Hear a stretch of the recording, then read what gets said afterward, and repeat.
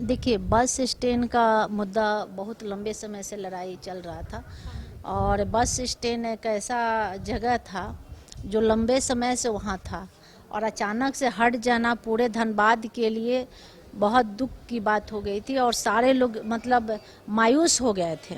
और कहीं ना कहीं जैसे ही ये मतलब ये एक बार और हुआ था तो वहाँ के लोग आंदोलन किए थे। हम लोग भी इस बात को उठाए थे तो इस बात को दब गया था, लेकिन अचानक पता नहीं कैसे क्यों अचानक से पेपर में आता है कि 12 एकड़ ज़मीन कतरास में मिल गया और वहाँ शिफ्ट हो गया। वहाँ के काफ़ी लोग आक्रोश हुए, आंदोलन किए, फिर कोई नहीं सुना। मेरे पास कुछ लोग बात रखे, हम बोले कि ठीक है, आंदोलन तो नहीं अभी हो सकता, चुनाव आ गया था। हम बोले जरूर सदन में हम जहाँ तक होगा, लेकिन सदन में भी चुनाव के दौरान तो क्वेश्चन तो डाले लेकिन आए नहीं, लेकिन इस बार हम सूचना के माध्यम से आवाज़ उठाए और संज्ञान भी लिए। अध्यक्ष महोदय, हमारे कहने का मतलब कि बीचों बीच है बस स्टैंड और बस स्टैंड में ऐसा जगह है सिर्फ 15 किमी दूरी पे रेलवे स्टेशन से दूरी है और शहर में है। उसके आप देखिए कि धनबाद में तो है ही, झरिया से पास है, सिंदरी से पास है, कतरास से पास है और जितने लोग हैं सब बहुत खुश थे कि एकदम बीचों बीच है। फिर उसको हटाने से क्या फ़ायदा मिला, किसका आखिर वहाँ मंशा, किसकी राजनीतिक थी? तो हमें राजनीतिक नहीं करना है, हमको जनता के जहाँ सुख सुविधा चाहिए उसके लिए हम पहल किए कि भाई वहाँ लोगों को साधन था कि सब लोग को वहाँ पास एकदम बस स्टैंड था और सब लोग खुश थे।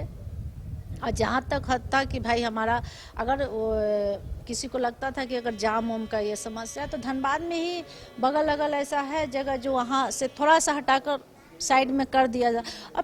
अब हम बोलेंगे कि झरिया में ले जाकर अंतिम छोर में कर दीजिए कोयलरी क्षेत्र में, तो शोभा देता है? हम सब लोग कोयलरी क्षेत्र से साइड हट रहे हैं और एक तरफ से हम कोयलरी क्षेत्रों में जाएं, तो ये समझ से बाहर है। ये कौन फैसला किया है, क्यों हुआ, ये हम भी नहीं जान रहे हैं, लेकिन इस पे हम लड़ाई लड़ेंगे, चाहे जो हो। धनबाद वासियों के लिए लड़ाई लड़ेंगे, जो उचित रहेगा उसी के हम पक्ष में रहेंगे, क्योंकि धनबाद में रहना सबके लिए भला था। हम ये नहीं बोल रहे, सारे लोगों के लिए, सारे लोग खुश थे, सब लोग धनबाद में। एक बात बताइए कि शहर आउट एरिया से लोग शहर में आते हैं कि शहर से लोग आउट एरिया में जाते हैं? यहाँ उठाकर सीधे आउट एरिया में फेंक दे, महिलाएं जाएंगी आउट एरिया में बस पकड़ने, तो ये गलत निर्णय हुआ था। और वहीं पे बगल में ही 21 एकड़ जमीन है जो नगर निगम देकर रखा है, तो उसको ही आप कर देते। तो इस बात को हम लोग दिए, संज्ञान में फैसला बदल सकता है। बिल्कुल जिस तरह से अध्यक्ष महोदय संज्ञान लिए हैं और लिखित तौर पे मांगे भी दे दिए हैं, और मुझे आशा है अगर नहीं होता तो फिर इस पे हम नगर विकास मंत्री से मिलेंगे, मुख्यमंत्री जी से मिलेंगे और आने वाले जो भी होगा हम लड़ाई लड़ेंगे बस स्टैंड के लिए। सवाल उठा है कि 12 दिन बीत गए हैं लेकिन अब तक आप लोगों की बात नहीं सुनी जा रही, तो क्या सरकार आप लोगों को माइनस लेके चल रही है या फिर आप लोगों को सुनना नहीं, सरकार के पास कोई मुद्दा नहीं है और पिछले साल ही घिसा पीटा वही सवाल वही जवाब मिल रहा है। अभी देखिए कि अभी हमको अभी जस्ट हमको न्यूज मिला, माननीय मंत्री जी, स्वास्थ्य मंत्री जी का ही घोषणा था कि भाई मृत्यु के समय कोई हॉस्पिटल पेमेंट नहीं लेगा। और आज अभी तुरंत हमारे झरिया के पूर्व विधायक और वर्तमान मेयर साहब अभी टूटे हुए हालत में हॉस्पिटल पहुंचे हैं एक मृत परिवार को छुड़ाने के लिए।